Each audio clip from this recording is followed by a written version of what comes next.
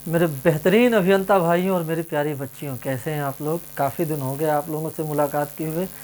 हालांकि मुलाकात करते रहेंगे, मिलते रहेंगे बच्चों, लेकिन आइए जिस उद्देश्य के लिए हम लोग इस वीडियो को देख रहे हैं या बना रहे हैं उसे पूरा करते हैं। प्यारे बच्चों, एसएससी जेई की हम लोग नॉन टेक की तैयारी पे चर्चा करने वाले हैं। हालांकि एसएससी जेई के लिए जो नॉन टेक होता है उसमें रीजनिंग और जीएस दोनों आते हैं, परंतु हम वर्तमान में मात्र जीएस पर ही चर्चा करेंगे। प्यारे बच्चों, इसे समझने के लिए हम आपसे बस एक ही चीज़ की उम्मीद करते हैं कि आप चैनल को ज़्यादा से ज़्यादा शेयर कर दें। बच्चों, इस वीडियो को चैनल का सपोर्ट करें, लाइक करें, सब्सक्राइब करें, कमेंट करें। जो भी आपकी तैयारी से जुड़ी समस्याएं हैं या जो कुछ भी बातें आप हमसे शेयर करना चाहते हैं उसे ज़रूर करें, या किसी और भी पेपर का एनालिसिस करना हो या तो आप हमें उस पेपर को भेज दीजिएगा, हम उस पेपर का एनालिसिस कर देंगे।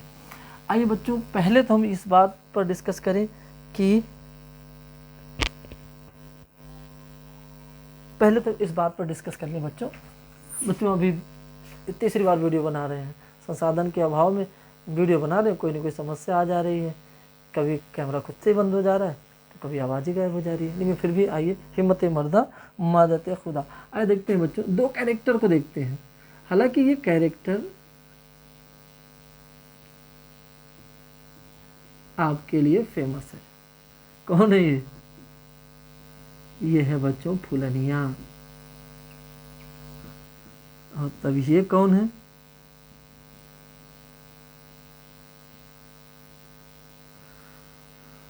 ये है मंगरू। फुलानी और मंगरू। फुलानी तैयारी कर रही हैं सेंट्रल एग्जाम की। किसकी? सेंट्रल एग्जाम की। लेकिन मंगरू तैयारी कर रहे हैं स्टेट एग्जाम की। हालांकि दोनों जेई बनना चाह रहे हैं, लेकिन दोनों के तैयारी का नेचर थोड़ा अलग अलग होगा। जब तक हम इसमें स्याही भर रहे हैं तब तक प्यारे बच्चों आप कमेंट करके बताएं कि दोनों में क्या फ़र्क हो सकता है, दोनों की तैयारी का फ़र्क क्या हो सकता है।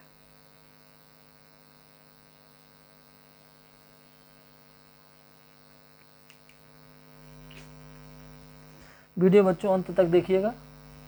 आपका जो 3-4 साल तैयारी में निकल जाता है, और हमेशा नॉन टेक के बच्चों से मैं जब जब मिला हूँ, जब जब बच्चे शिकायत लेके आए, तो यानी जेई के बच्चों का जो शिकायत रही है वो हमेशा नॉन टेक से ही रही है कि सर हमारा जीएस कमज़ोर है, रीजनिंग तो बहुत अच्छी हो जाती है, बेस भी आपका अच्छा होता है और थोड़ा कैचिंग पावर भी उसमें आपकी अच्छी होती है, क्योंकि आप पहले से बैकग्राउंड से कैलकुलेशन करते हुए आए होते हैं, तो रीजनिंग वगैरह थोड़ा कॉमन सेंस लगा के आप सीख जाते हैं।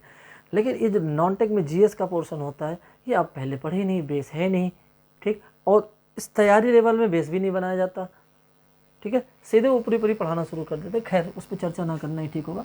फुलनिया और मंगरू की तैयारी में जो अंतर होगा बच्चों, ये सेंट्रल गवर्नमेंट का एग्ज़ाम है, ये इसका नेचर थोड़ा कठिन होगा और इसका नेचर थोड़ा बच्चों आसान होगा। पहला तो अंतर यही हो गया। दूसरा एक अंतर ये होगा बच्चों, इसमें नए प्रश्न ज़्यादा होंगे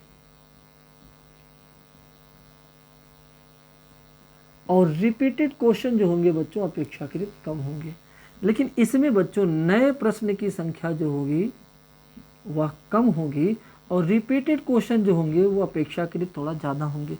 इसलिए स्टेट एग्ज़ाम में आपके सिलेक्शन जो हो जाते हैं वह नॉन टेक बहुत ज़्यादा परेशान नहीं करता, या तब भी करता है, लेकिन इसमें तो ज़रूर करता है। नए प्रश्नों की संख्या बच्चों इसमें 5 से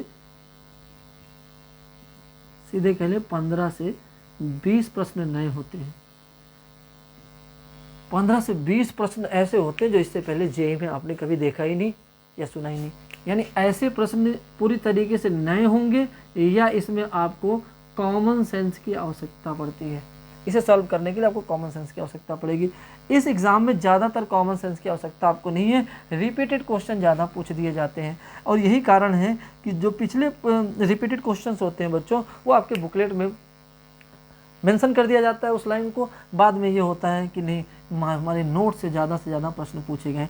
तो स्टेट एग्जाम में जो होता है बच्चों नोट से प्रश्न पूछे ही जाएंगे क्योंकि रिपीटेड क्वेश्चन है।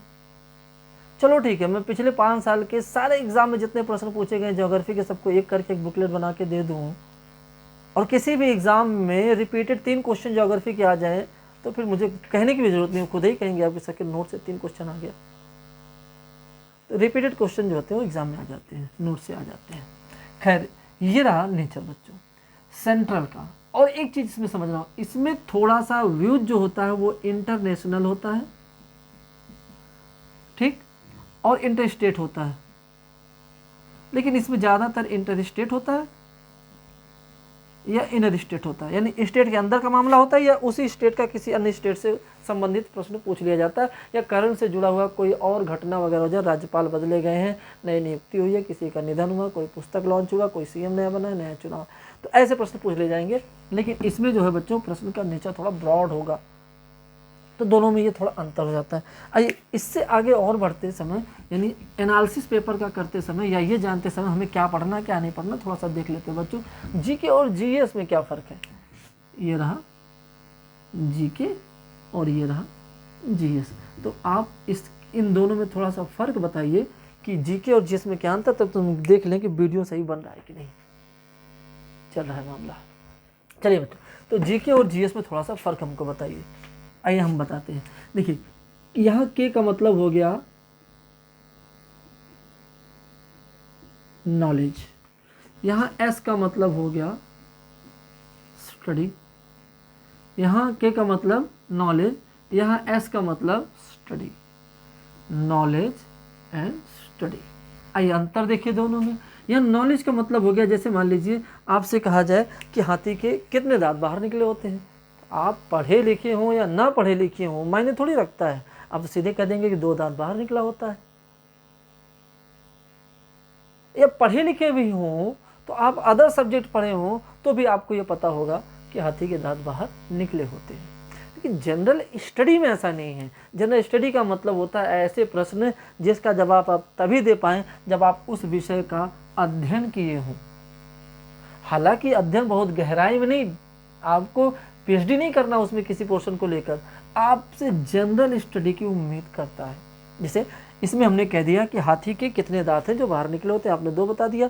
लेकिन यहाँ पे आप पढ़ेंगे जो हाथी के दांत निकले होते हैं, हाथी उसका इस्तेमाल क्या करती, यानी किस चीज़ के लिए इस्तेमाल करती है हाथी।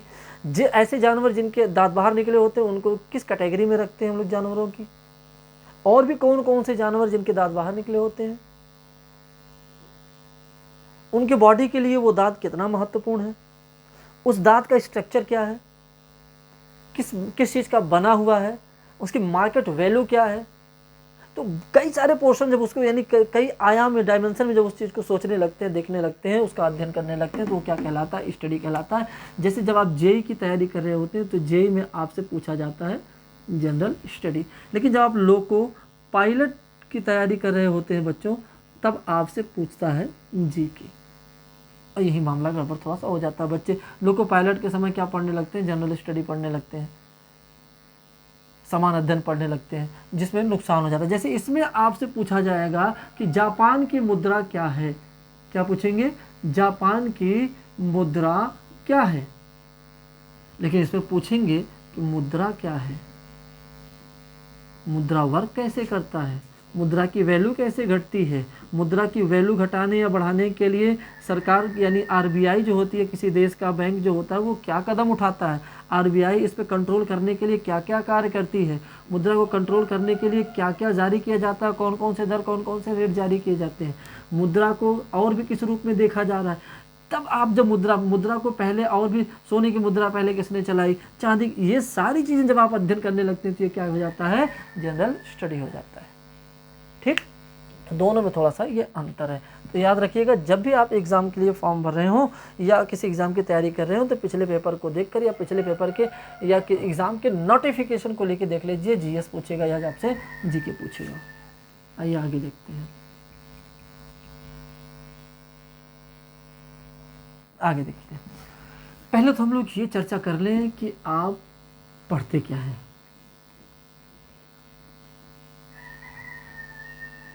एसएससी जेईई ही नहीं बच्चों, एसएससी का कोई भी एग्ज़ाम हो, नेचर यही रहता है, प्रश्न पूछने का पैटर्न यही रहता है।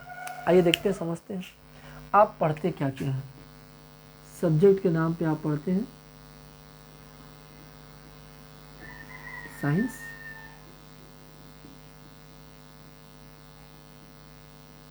हिस्ट्री।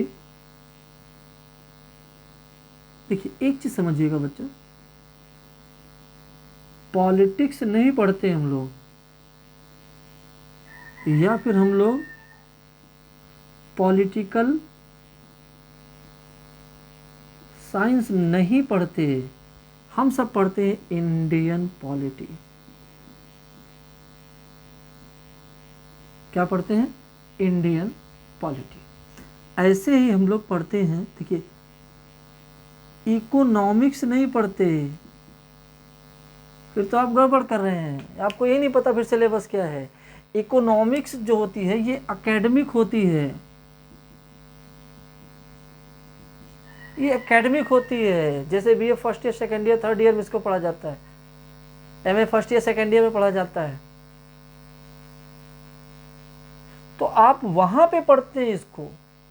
आप तैयारी के लिए, कंपटीशन के लिए पढ़ते हैं इंडियन इकोनॉमी। देखिए इकोनॉमी पढ़ते हैं, इकोनॉमिक्स नहीं पढ़ते। इसके अलावा पांचवा है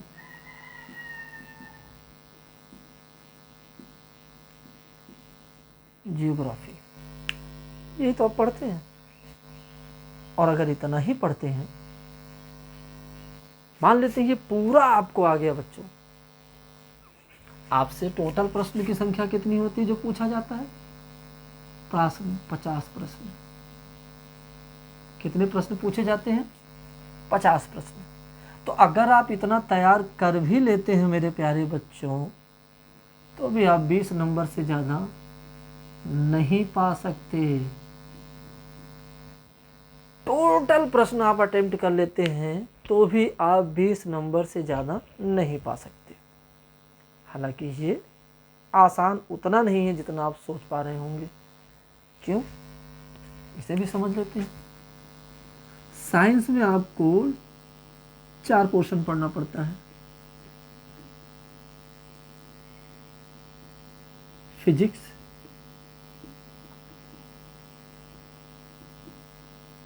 केमिस्ट्री, बायो और टेक्नोलॉजी।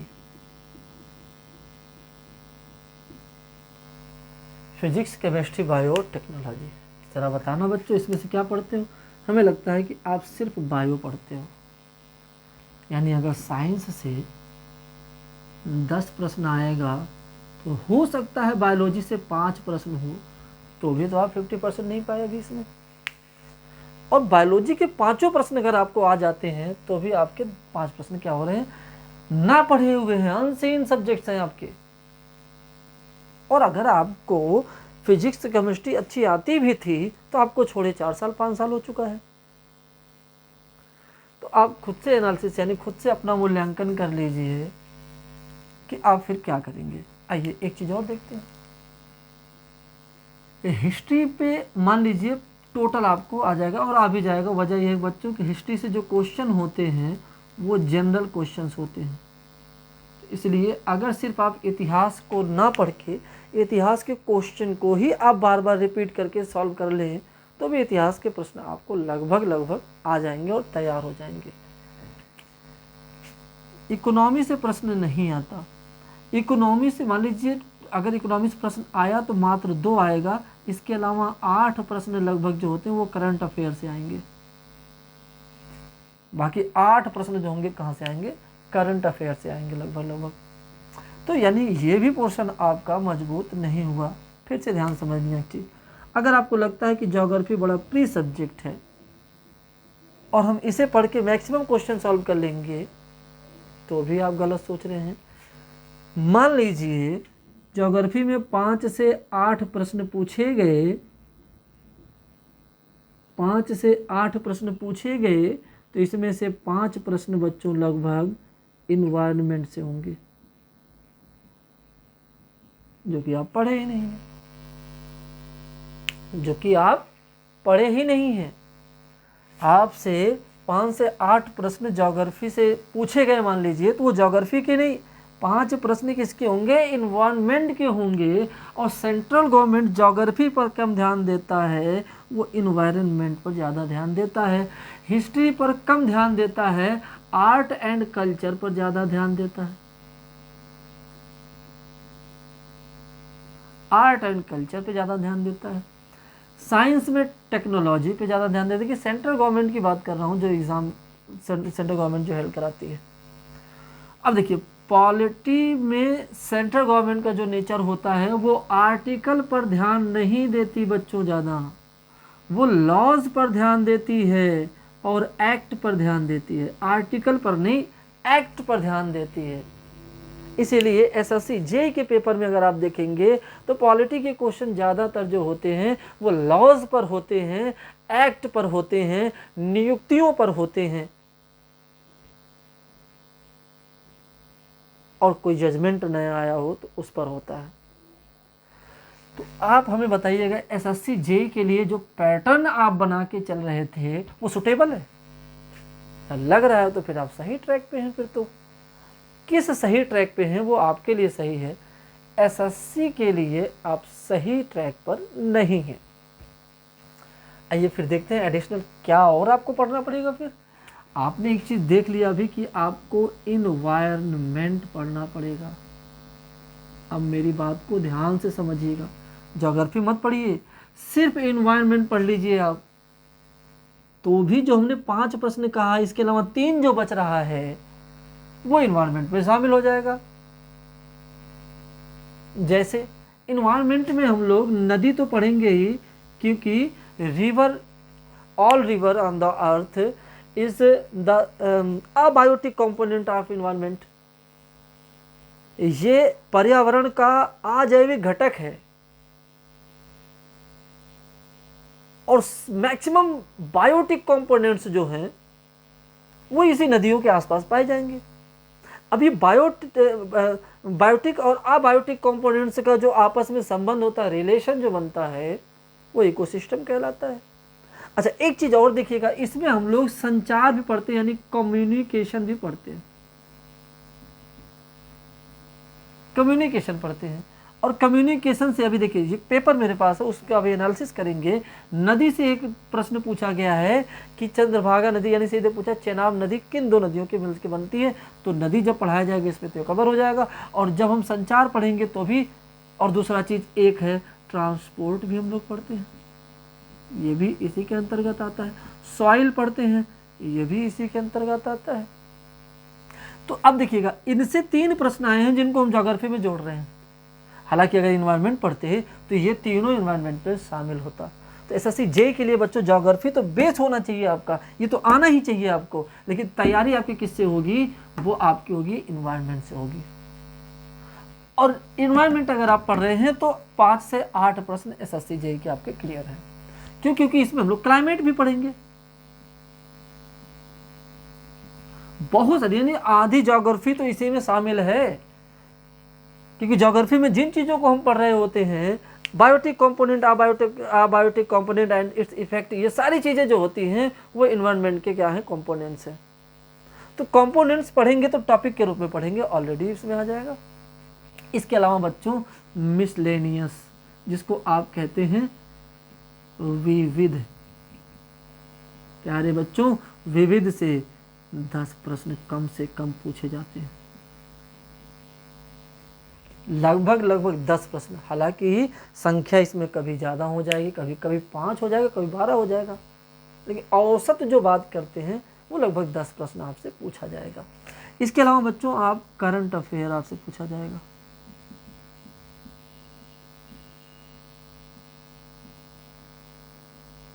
करंट अफेयर, अब इसके बारे में तो फिर तो अगर ये नहीं आपको पता कि करंट अफेयर पूछा जाता है और कितना पूछा जाता है, तो मेरा मानना है प्यारे बच्चों, कहीं जाओ प्राइवेट कंपनी में काम करो, सरकारी नौकरी आपके लिए नहीं है, या आप उस लायक नहीं। 10 से 20 प्रश्न जो है बच्चों डायरेक्ट करंट अफेयर से पूछा जाता है। और इसके अलावा 10 प्रश्न जो लगभग होते हैं वो करंट अफेयर से संबंधित होते हैं, प्रभावित होते हैं। इसके अलावा बच्चों आपसे सेंसस पूछा जाता है, जनगणना। किसी एग्जाम में 2 प्रश्न होता है तो किसी एग्जाम में 5 प्रश्न होता है। किसी एग्जाम में 2 प्रश्न, किसी एग्जाम में 5 प्रश्न। अगर स्टेट का एग्जाम है तो आपको यूपी स्पेशल पढ़ना पड़ेगा, लेकिन आप एसएससी जेईई में यूपी स्पेशल आपको पढ़ने की आवश्यकता नहीं होगी। जरा प्यारे बच्चों हमें बताइएगा, मैक्सिमम प्रश्न जो है ये आपका ये जो स्टैटिक यानी जो आप रोजाना पढ़ रहे हैं इससे पूछा जा रहा है, या जो नहीं पढ़ रहे हैं उससे पूछा जा रहा है। जरा देखिएगा, लगभग 30 प्रश्न जो है वो यहाँ से पूछे जा रहे हैं और लगभग 20 प्रश्न यहाँ से पूछे जा रहे हैं। आप अपना टोटल टाइम जो लगा देते हैं बच्चों, वो आप टोटल टाइम लगाते हैं इस पर, लेकिन इस पर आप टाइम नहीं दे पाते। इस पर आप टाइम नहीं देते और नहीं दे पाते, उसका कारण ये कि आपको इसका बेस ही नहीं पता है, और जहाँ बेस पता होता है आप वहीं पर ज़्यादा मेहनत करते हैं। आज से इस पर ध्यान देना शुरू कर दीजिए। करंट अफेयर पढ़ने का तरीका होता है बच्चों, करंट अफेयर पढ़ना ही नहीं, पहले करंट अफेयर के बेस को समझिए। करंट अफेयर के लिए कुछ बेस हैं, ये आएगा फिर करंट अफेयर अपने आप याद होता जाएगा, अपने आप याद होता जाएगा। सिर्फ पढ़ते रहेंगे नहीं तो पढ़ते रहेंगे भूलते रहेंगे, क्योंकि रटना ज़्यादा पड़ेगा फिर आपको। करंट से जो घटनाएं घट रही बच्चों, वो सिर्फ घटनाएं नहीं पूछता है कि हाँ एक्सीडेंट हुआ वही पूछ रहा है जो अचानक अपने आप घट जाएगी, नहीं, कुछ चीज़ें तय भी की गई हैं कि ये होगा, फीफा वर्ल्ड कप होगा, फुटबॉल कप होगा, हॉकी कप होगा, ग्रैंड स्लैम होगा। इसका पैटर्न आपको पता होना चाहिए। गवर्नर होंगे नियुक्त, पैटर्न पता होना चाहिए। तो ये सारी चीज़ें आपको जानना, हालांकि मैं कोशिश करूंगा बच्चों, समय मिला या आप लोगों का सपोर्ट रहा, सहयोग रहा, तो हम इसका पैटर्न आपको सिखा देंगे, करंट को कैसे तैयार करें, इसका पैटर्न हम आपको बना के दे देंगे। पैटर्न मात्र 1 महीने में करंट अफेयर तैयार हो जाया करेगा आपका, ऐसा पैटर्न बना के आपको दे देंगे। तो ये रहा आपका बच्चों, इसका एक स्क्रीनशॉट ले लीजिए, एक फुल पेज पे बनाइए और बड़े में लिखिए, इसको दूर दूर करके लिखिए, एनालिसिस करिए, मैथ से हटा दीजिए बच्चों। भूगोल पढ़ाता हूँ मैं, स्पेशली भूगोल सब्जेक्ट पढ़ाता हूँ, मैं कह रहा हूँ मैप हटा दो, क्योंकि खुद से पूछ लो कि लगा हुआ मैप आप कब इस्तेमाल करते हो, सामने चिपकाए जो मैप हो वो किस काम में तुम्हारे आता है। आप अपने एग्ज़ाम के पैटर्न को देखिए, ये रही दुश्मन की सेना और दुश्मन की सेना का स्ट्रक्चर, इसे जितना ज़्यादा समझेंगे उतना बेहतरीन लड़ेंगे। याद रखना बच्चों, सामने जो एग्ज़ाम है वो आपके लिए इब्राहिम लोदी की सेना है और आप जो हैं वो बाबर की सेना है।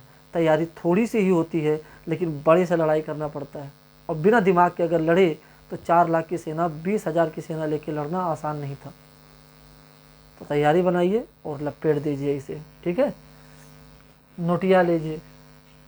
आगे समझते हैं, थोड़ा सा एनालिसिस करते हैं पेपर के बच्चों।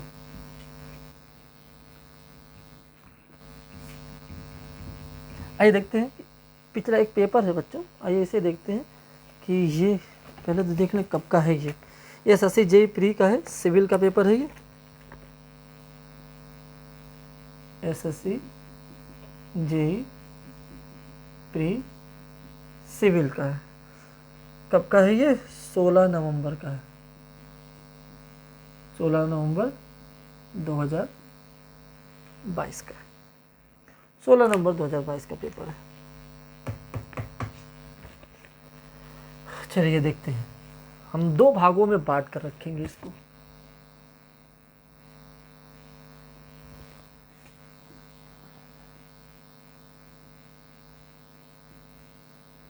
पढ़ा हुआ, ना पढ़ा हुआ।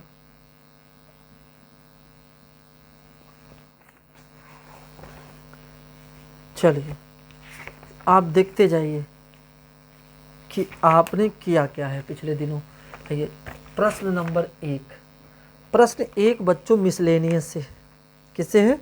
मिसलेनियस से है, मिसलेनियस से है, यानी ये पढ़ा हुआ नहीं है। प्रश्न 2 जो है, ये टाइमिंग जो है बच्चों, ये मुझे लगता है हाँ टाइमिंग 9 बजे सुबह से 9 से 11 वाले टाइमिंग का ही है, जूनियर इंजीनियर 2022 सिविल का ही है। तो अगर पेपर होगा या तो कहिएगा तो हम इसका नॉन टेक वाला जो पोर्शन है जीएस का फ़ोटो खींच के PDF बना के लिंक में यानी वो डिस्क्रिप्शन में लिंक भेज देंगे इसका। चलिए दूसरे प्रश्न को देखते हैं। दूसरा प्रश्न है बच्चों फेस्टिवल से। तो फेस्टिवल भी जो है मिसलेनियस में आता है, यानी इसको भी आपने नहीं पढ़ा है। तीसरा प्रश्न है करंट अफेयर। हालांकि करंट अफेयर नहीं है, इकोनॉमी या ज्योग्राफी में इसको जोड़ सकते हैं। बोकारो के बारे में पूछा है तो ये पढ़ा हुआ है क्योंकि ये जनरल प्रश्न है। थोड़ा सा भी अगर आप इकोनॉमी पढ़ें, थोड़ा सा भी उद्योग पढ़ेंगे, इंडस्ट्री पढ़ेंगे तो ये बोकारो की चर्चा जरूर हो जाएगी। पंचवर्षीय योजना पढ़ेंगे तो भी इसकी चर्चा हो जाएगी। बोकारो स्टील पूछाएगी कारखाना यानी ये कहाँ पर है। खैर, तो इकोनॉमी में भी थोड़ा सा भी हल्का सा भी पढ़े रहेंगे ना बच्चों तो ये आ जाएगा। जनरल प्रश्न है, एकदम आसान सा प्रश्न है, इसलिए ये तो आएगा ही, आपको जरूर आएगा। इसके बाद जो प्रश्न है बच्चों, चौथा प्रश्न, वह पॉलिटी और इकोनॉमी दोनों में इसको रख सकते हैं क्योंकि ये लॉ पर है, कंपनी अमेंडमेंट लॉ है, तो ये भी आपका पढ़ा हुआ हो सकता है, पढ़ा हुआ हो सकता है। पांचवा प्रश्न की चर्चा करें तो पांचवा प्रश्न बच्चों बायोलॉजी का है। बायोलॉजी का है तो विटामिन और प्रोटीन के बारे में प्रश्न पूछा है, तो ये डेफिनेटली यानी जरूर आप डेफिनेट आप इसको पढ़े होंगे। छठे प्रश्न की हम चर्चा करें तो ये डांस पे यानी मिसलेनियस है बच्चों, डांस जरूर एक प्रश्न आ जाता है, नहीं पढ़ा हुआ है, नहीं पढ़ा हुआ। अगला प्रश्न है बच्चों जियोग्राफी, चंद्रभागा नदी। हालांकि इन्वायरमेंट के तौर पे अगर देखें तो आप नहीं पढ़े हैं, पर ज्योग्राफी के तौर पे देखें तो आप पढ़े हैं, तो ये रहा आपका पढ़ा हुआ प्रश्न। आगे बच्चों आठवें प्रश्न की चर्चा करें तो आठवां प्रश्न केमिस्ट्री से है। हालांकि आप केमिस्ट्री नहीं पढ़े हैं, तैयारी के बाद की बात करते हैं, हाई स्कूल इंटरमीडिएट की नहीं कह रहे हैं कि आप केमिस्ट्री पढ़े हैं। नौवें प्रश्न की चर्चा करें बच्चों तो इकोनॉमी और करंट है ये। हालांकि इकोनॉमी के अंतर्गत रखेंगे तो आप जरूर पढ़े होंगे इसको क्योंकि बैंक से संबंधित है, बैंक रेट से संबंधित है।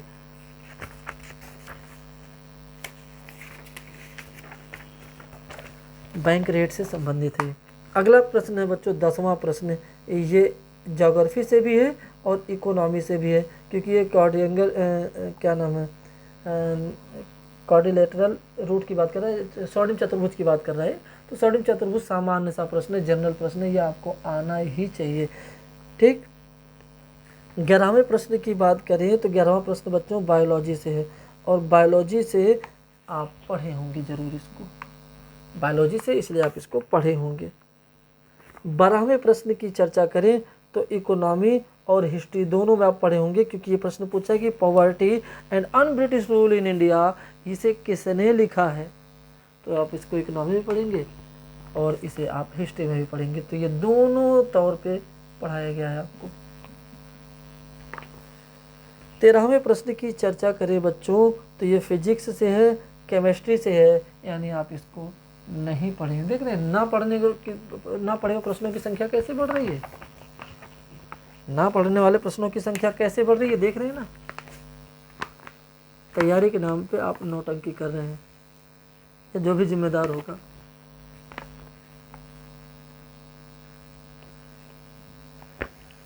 चलिए देखते हैं 14वें प्रश्न की बात करें बच्चों तो 14वां प्रश्न जो है पॉलिटी से है, यानी यह आपको पढ़ाया गया है। हिस्ट्री यानी आर्ट एंड कल्चर से संबंधित है प्रश्न 15वां। इतिहास को लगभग आर्ट एंड कल्चर उसी में जोड़ के पढ़ा दिया जाता है, तो यह आसान है। 16वें प्रश्न की बात करें बच्चों बायोलॉजी से है, बायोलॉजी पढ़ाया गया है, अर्थात ये रहा। 17वें प्रश्न की बात करें तो बच्चों फिर बायोलॉजी से है क्योंकि कॉलम ए और कॉलम बी आपको ये fungal cell, bacterium cell, animal cell, plant cell इन पर है, तो ये नॉर्मल आपको। हालांकि अगर हम इसको इन्वायरमेंट पढ़ाते तो इन्वायरमेंट में भी हम इन सब की चर्चा करते। ठीक, बायो इन्वायरमेंट को हम यानी बायोटिक कंपोनेंट्स को जब पढ़ाते तो इनकी चर्चा हम करते। कंज्यूमर एंड प्रोड्यूसर, ठीक, कंज्यूमर, प्रोड्यूसर, बैक्टीरिया, इन सबको पढ़ाते तो ऑलरेडी इनकी चर्चा करते, लेकिन फिर भी आइए देखते हैं। मान लीजिए ये पढ़े हैं 17वां वाला। 18वें की चर्चा करें तो करंट अफेयर और डिफेंस से है, जो कि आप नहीं पढ़े होंगे। 19वें की चर्चा करें करंट अफेयर से बच्चों, जो कि आप नहीं पढ़े होंगे। देख रहे कैसे संख्या भाग रही है। 20वें की चर्चा करें बच्चों, फिजिक्स से है जो कि आपको नहीं पढ़ाया गया, ये आप नहीं पढ़े, अपनी भी जिम्मेदारी आप नहीं निभाए। 21वें प्रश्न की चर्चा करें तो करंट अफेयर से बच्चों जो कि आप नहीं पढ़े। 20वें प्रश्न की चर्चा करें बच्चों, 21वें 22वें प्रश्न की चर्चा करें तो फिजिक्स और केमिस्ट्री से बच्चों, यानी ये भी आप नहीं पढ़े, या तो आपकी जिम्मेदारी थी या टीचर की। 23वें प्रश्न की चर्चा करें बच्चों तो फिजिक्स और केमिस्ट्री की है। फिजिक्स और केमिस्ट्री से जो प्रश्न है इसमें देख रहे बच्चों कितना फिजिक्स और केमिस्ट्री, 1 2 3 4 5 6 प्रश्न जो फिजिक्स केमिस्ट्री से आ गए। 23वें प्रश्न की चर्चा कर रहे हैं जो कि नहीं पढ़ाया गया बच्चों, आपको नहीं पढ़ाया गया। 24वें प्रश्न की चर्चा करें तो 24वां प्रश्न जो है बच्चों केमिस्ट्री से है, देख रहे हैं केमिस्ट्री नहीं पढ़ाया गया।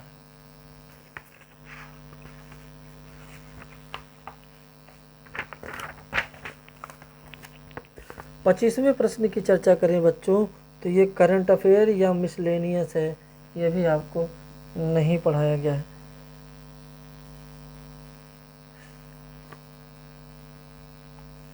Which is the first private train flagged of in India, Bharat में कौन से प्राइवेट ट्रेन को हरी झंडी दी गई है। ठीक है, तो ये प्रश्न करंट अफेयर का है, या मिसलेनियस पे रख सकते हैं इसको, पहली ट्रेन के नाम पे, दूसरी भारत की प्रथम के नाम पर, तो भी आप इसको नहीं पढ़े हैं। चलिए 25 प्रश्नों में आप देख लीजिए, अभी तो 50 हुए भी नहीं है, हालांकि करंट अफेयर अभी दम भर के नहीं पूछा गया था। चलिए 25वां हो गया। 26वें प्रश्न की बात करें तो 26वां प्रश्न जो है ज्योग्राफी या इन्वायरमेंटल से है, ये आपको पढ़ाया गया। 27वें प्रश्न की बात करें तो 27वां प्रश्न पॉलिटी या जनरल प्रश्न है, 27वां चीफ मिनिस्टर वगैरह से संबंधित है, तो 27वां प्रश्न जो है ये आपको पढ़ाया गया है। 28वें प्रश्न की बात करें तो ये भी जनरल क्वेश्चन है, पॉलिटी का है, ये भी आपको पढ़ाया गया है। सब सामान्य प्रश्न है बच्चों। In which year were the fundamental duties entered in the constitution, fundamental यानी फंडामेंटल ड्यूटी जो है, मूल कर्तव्य जो है, इनको यानी कॉन्स्टिट्यूशन में कब जोड़ा गया। तो ये सब सामान्य सा है, टॉपिक हेडिंग लिखते ही टीचर बता देता है कि ये इस साल जोड़ा गया था। ठीक, तो 28वां प्रश्न। 29वें की चर्चा करें बच्चों तो 29वां प्रश्न जो है वह टेक्नोलॉजी, या सिर्फ इसको आप हो सकता है ज्योग्राफी में भी इसको पढ़ सकें, हालांकि टेक्नोलॉजी आपका सब्जेक्ट है, ये तो आपको आएगा ही, आपका सब्जेक्ट है बच्चों, रॉक से संबंधित है ये। 29वां। 30वें प्रश्न की चर्चा करें तो 30वां प्रश्न जो है बच्चों फिजिक्स, बाप रे बाप, फिजिक्स केमिस्ट्री देख रहे हैं बच्चों, देख रहे हो विनोद कैसे ना पढ़े हुए विषयों से पूछा जा रहा है। चलिए 31वां की चर्चा करें तो 31वां को देखिएगा, ये पॉलिटी से पूछा गया है, यानी ये आपका पढ़ा हुआ प्रश्न है। ठीक, 32वें की चर्चा करें बच्चों तो करंट अफेयर है, ये देखिए ना पढ़ा हुआ प्रश्न है, करंट अफेयर, 32वें में करंट अफेयर पूछ लिया गया। चलिए 32वें के बाद 33वें की चर्चा करें। 33वां प्रश्न जो है बच्चों हिस्ट्री से है, यानी ये आपसे पूछा गया है। बच्चे एग्ज़ाम के लिए प्रश्नों को आप एनालिसिस करिए बच्चों, ये सब बहुत ज़रूरी है, पढ़ने से ज़्यादा ज़रूरी है सब। पहले ये जानिए तब ना समझ पाएंगे आपको क्या पढ़ना है, यही नहीं पता क्या पढ़ना है फिर तो समस्या है ही बच्चों। मन लगा के एकदम देख लीजिए इसको। जियोग्राफी हालांकि नॉट जनरल क्वेश्चन है ये, लगभग वास्तव में जिसमें कॉमन सेंस की आवश्यकता है वो है। तो ज्योग्राफी इस स्तर पर, हालांकि लोकेशन अगर आपको पता है, देखिए प्रश्न पूछा है ऐसे कि कौन से लॉन्गिट्यूड एंड लैटिट्यूड के बीच में है वो नदी या वो झील है, तो अब इसके अंदर वो जलाशय कौन सा, यानी कौन सा वाटर बॉडी है। हालांकि अगर थोड़ा सा भी पता होगा, 82.5 डिग्री उत्तर प्रदेश के इस हिस्से से जाती है और ये पूछ रहा है 80 डिग्री 79 डिग्री 77 डिग्री के आसपास, तो इस बीच में 4 नदियाँ दी हैं, चारों नदियाँ बच्चों बेतवा नदी ऐसी जो वहाँ पे बहती है, तो कॉमन सेंस की आवश्यकता होगी, लगा लेंगे तो ठीक है। ठीक है, 35वां 36वां की बात करें, 35वां प्रश्न बच्चों करंट अफेयर से है। करंट अफेयर्स यानी ना पढ़ाया हुआ। 36वें की बात करें तो बायोलॉजी से पूछा हुआ, पढ़ा हुआ। 37वें की चर्चा करें तो 37वां प्रश्न बच्चों करंट अफेयर से ना पढ़ा हुआ। 38वें की चर्चा करें बच्चों तो 38वां प्रश्न ज्योग्राफी एंड टोपोग्राफी का है, हालांकि ये पढ़े होंगे आप। 39वें की चर्चा करें तो 39वां प्रश्न जो है बच्चों करंट अफेयर से नियुक्ति पूछी गई है, ये रहा, ना पूछा हुआ। 40वें की चर्चा करें बच्चों तो 40वां प्रश्न जो है हिस्ट्री से है। बच्चे अगर प्रश्न बोलते जाएंगे और सॉल्व करते जाएंगे फिर तो उद्देश्य हमारा गड़बड़ हो जाएगा। अभी हम लोग बस एनालिसिस कर रहे हैं, क्वेश्चन सॉल्व नहीं करा रहे। अगर क्वेश्चन कहिए को सॉल्व कराने के लिए एक एक प्रश्नों का व्याख्या हम कर देंगे, बस कमेंट में लिख दीजिएगा कि हाँ सर व्याख्या कर दीजिए, हम कर देंगे उसका। तो 40वें प्रश्न की चर्चा करें बच्चों तो 40वां हिस्ट्री से है, अर्थात आप इसको पढ़े होंगे।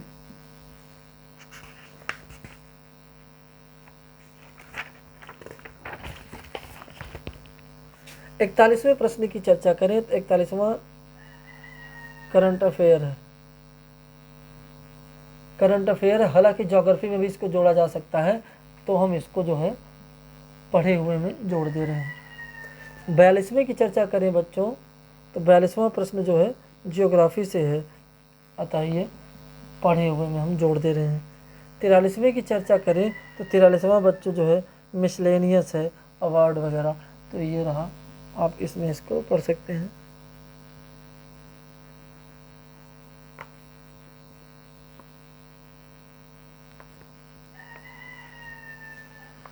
हिस्ट्री का है बच्चों 44वां, फैज़पुर के बारे में पूछा है, तो ये रहा पढ़े हुए में। 44वें की चर्चा होगी। 45वें की चर्चा कर लेते हैं। 45वां बच्चों करंट अफेयर है, ये रहा। 46वां 47वां दोनों करंट अफेयर है।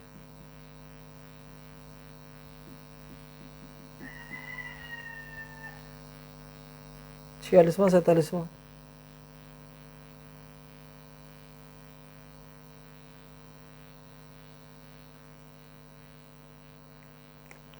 अड़तालीसवां, ये तो बच्चों है इकोनॉमी या फिर पॉलिटी का, पर जो प्रश्न है ये इन दोनों से सॉल्व नहीं होगा, फिर भी हम इसको जो है रख दे रहे हैं। ये पढ़ा हुआ है बच्चों, ये ना पढ़ा हुआ है।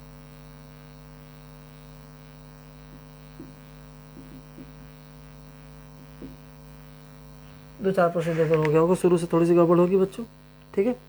45वां 46वां 47वां 48वां हो गया, 49वां और 50वां।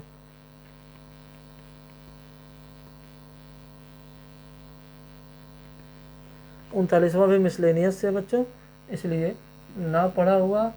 और 50वें की चर्चा करें तो हिस्ट्री से है, इसलिए इसको रख दे रहे हैं पढ़े हुए में से। तो थोड़ा सा एनालिसिस में हो सकता है इधर उधर हो गया हो, तो देख लेते हैं क्वेश्चन की संख्या कितनी। 1 2 3 4 5 6 7 8 9 10 11 12 13 14 15 16 17 18 19 20 21 22 22 प्रश्न, यानी 20 से 25 प्रश्न ऐसे हैं बच्चों जो डायरेक्ट आपने पढ़ा ही नहीं है। और आपने पढ़ा कितना है? 25 से 30%, यानी 25 से 30 क्वेश्चन आपने पढ़ा। अब बताइए आप इसमें से कितना क्वेश्चन अटेम्प्ट कर लेंगे? और हम सीधे बता दे रहे हैं इसका आधा क्वेश्चन ऐसा है जो आपके बस का नहीं है। जिस लेवल पे आपने पढ़ा है आधा क्वेश्चन है जो आपके बस का नहीं है। चलिए फिर भी हम 20 तो मान ले रहे हैं। 20 में अगर टोटल आपको ये सारे सब्जेक्ट आ गए बच्चों, तब आप 20 क्वेश्चन अटेम्प्ट कर पाएंगे, और सही सही अटेम्प्ट कर लिए तब आपके सारे सॉल्व हो सकते हैं। तो बच्चों थोड़ा सा ध्यान दिया करिए, कोई पेपर हो कोई एग्ज़ाम हो, आपसे यही हम कहेंगे कि कोई पेपर कोई एग्ज़ाम हो तो डायरेक्ट आप उसका एनालिसिस करिए, पेपर लाइए, बैठिए, देखिए किस सब्जेक्ट से किस टॉपिक से कौन कौन से प्रश्न आ रहे हैं।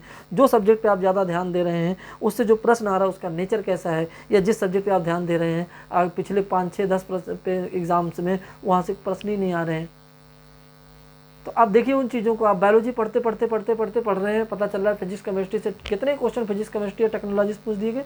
हमको लगता है 10 क्वेश्चन फिजिक्स केमिस्ट्री से थे, तो सीधे सीधे आपकी फाइट जो हो गई वो 40 पे हो गई। 10 करंट अफेयर खो गए, फिर तो फाइट आपकी 30 की हो गई। 10 मिसलेनियस से पूछे गए हैं, फाइट तो आपकी 20 की हो गई फिर तो। बच्चों पेपर को ध्यान में रखा करिए, एनालिसिस किया करिए। हम आपके अच्छे भविष्य की कामना करते हैं। बच्चों वीडियो अगर अच्छी लगी हो तो अपने प्रत्येक दोस्तों को पर्सनली इस वीडियो का लिंक भेजिए और बोलिए कि आधी घंटा निकाल के इस वीडियो को देखें, समझें और अपने तैयारी को थोड़ा सा और धार दें। और फिर आगे की वीडियो मिलते हैं। आपकी जो आवश्यकता होगी आप लिख दीजिएगा बच्चों, हम उसको पूरा करने की पूरी तरीके से कोशिश करेंगे, क्योंकि हमारा उद्देश्य ही यही है कि आपका भला हो। आइए बच्चों, फिर मिलते हैं अगले वीडियो में। धन्यवाद।